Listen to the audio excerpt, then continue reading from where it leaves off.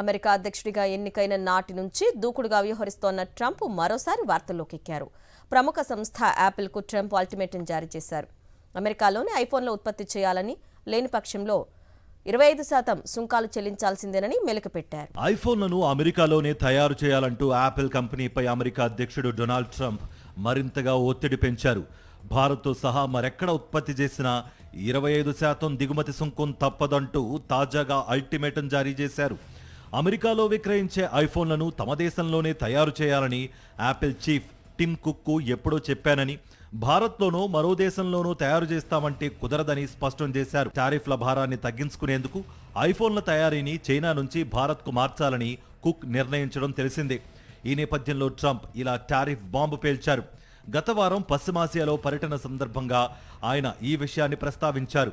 America నిర్ణయంతో ఐఫోన్ల ధరలకు రెక్కలొచ్చే అవకాశం కనిపిస్తోంది. అదే జరిగితే ఫోన్ల అమ్మకాలు పడిపోయి సంస్థ లాభాలపై ప్రభావం పడనుంది. యూరోపియన్ యూనియన్ పైన ట్రంప్ మరోసారి టారిఫ్ల కొరడా జులిపించారు. ఈయూతో అమెరికా వాణిజ్య చర్చలు సజావుగా సాగడం లేదంటూ ఆగ్రహం వ్యక్తం చేశారు. ఈ నేపథ్యంలో జూన్ 1 నుంచి అన్ని రకాల ఈయూ ఉత్పత్తులపైన 50% టారిఫ్ అమల్లోకి రానుందని ప్రకటించారాయన. అమెరికాలో తయారు చేసే వస్తువులపై ఎలాంటి టారిఫ్లు ఉండవని సెలవిచ్చారు.